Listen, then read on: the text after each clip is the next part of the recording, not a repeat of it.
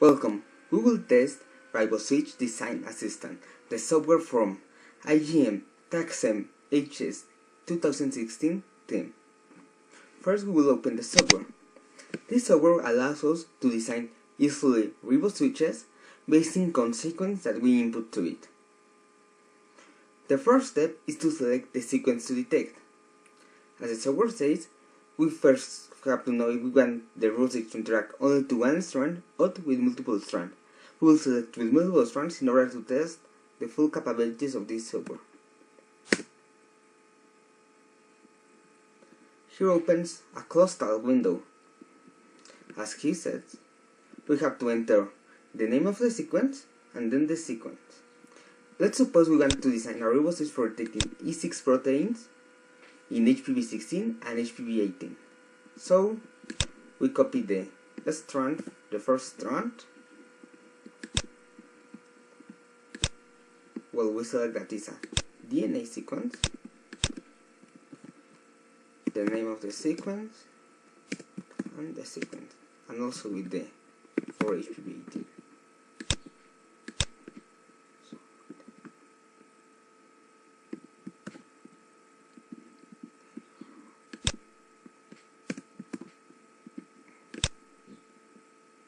And then we click submit.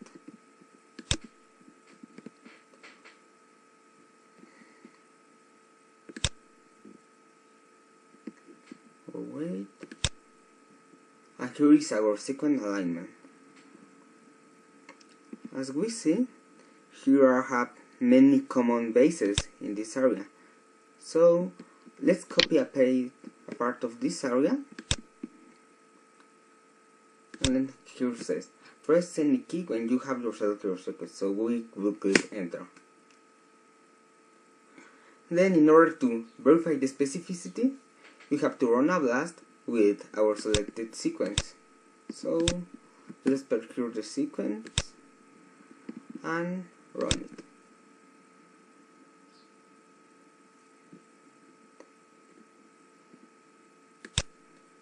Here is the results window. And as we see, the similarities that it found are mainly from other types of human papillomavirus, especially 16. So we can say this is a specific sequence. Then here it asks us to paste the code. So we paste our selected sequence. But let's suppose that for some reason I made a mistake and I change some base for a letter that is not mutant base, an X for example. And when we click enter, it says that this is not a valid strand, there is an error in base number 15. So it will ask you again for selecting the sequence if you want that is specific for one strand or not. Let's put that note in order for test the right strand. So again, it asks us for the blast, but as we already have the blast, we will not run this time. So then we will enter the right sequence. This feature of detecting error in the sequence is available in any part that the software asks you to enter manually any kind of sequence. So let's enter.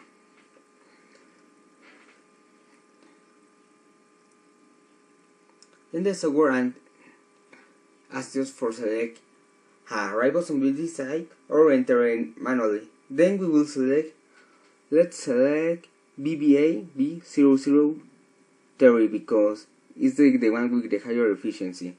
So let's enter it. BBA B0030.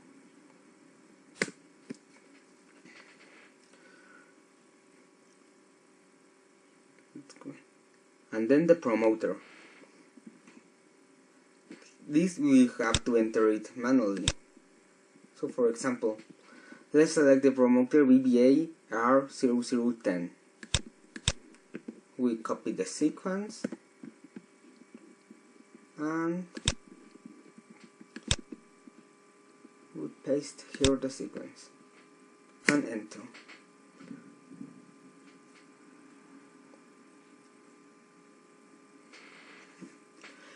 As here says, here is our Riboswitch without promoter and with promoter. And ask you to test in this RNA fault server to test if it falls properly. So we have to select our sequence,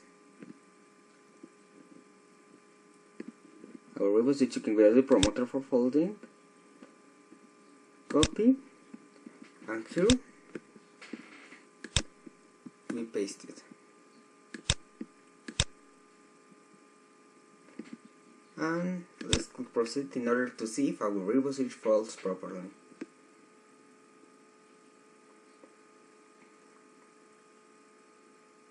Let's go a little bit.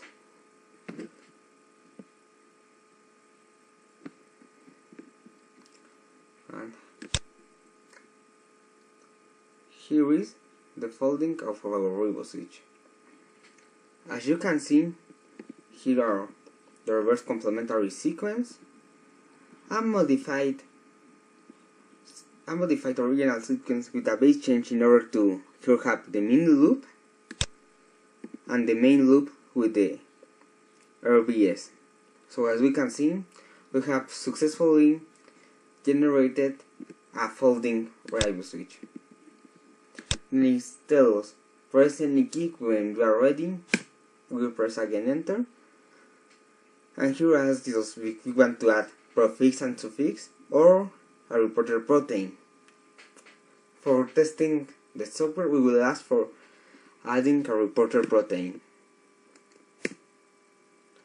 Then ask us to select the reporter protein we want to use or type it manually. We will type BFP, blue fluorescent protein. And wait.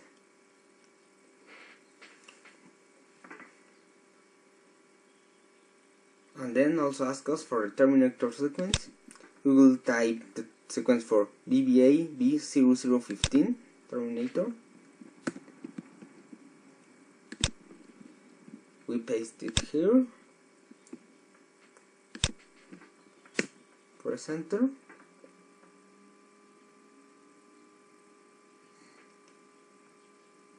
And here is the final sequence for our Riboswitch with the proper reporter protein. As here said, it has the iGEM prefix, the iGEM suffix, and the scarring between the Riboswitch and the reporter protein. And then here asks us if we want to make another design or close the program. If we type any of the letters, the software will restart, so it's important that we save our sequence in this step. So let's close the program.